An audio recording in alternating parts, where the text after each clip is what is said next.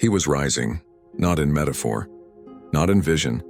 Jesus was literally lifted from the ground, his feet leaving the earth, his body ascending into the clouds, right before the eyes of his disciples. They stared upward, speechless.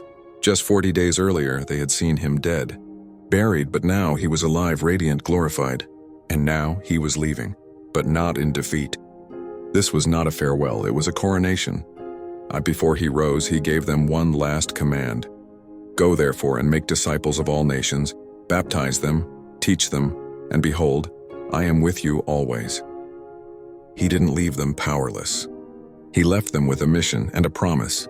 Then a cloud received him out of their sight. It wasn't just mist or fog. It was the same divine cloud that descended on Mount Sinai, that filled the temple, that surrounded him at the Transfiguration. It was the glory of God. And then he was gone.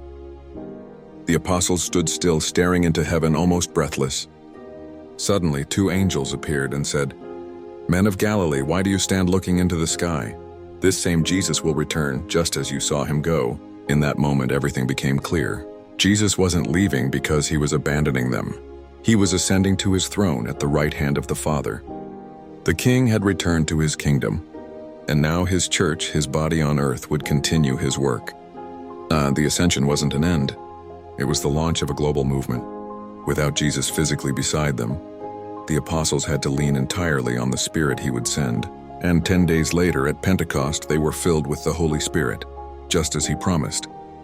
But the ascension made it possible. From his heavenly throne, Jesus now intercedes for his people, reigns over all nations, and pours out grace through his church. And it also gave hope, because in watching Jesus ascend, the apostles realized something incredible. Humanity had entered heaven. For the first time, a man, fully God and fully human, was seated in glory, body and soul. Where the head has gone, the body hopes to follow.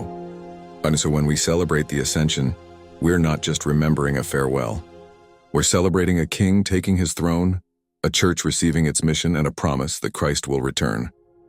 Until then, we do what the apostles did.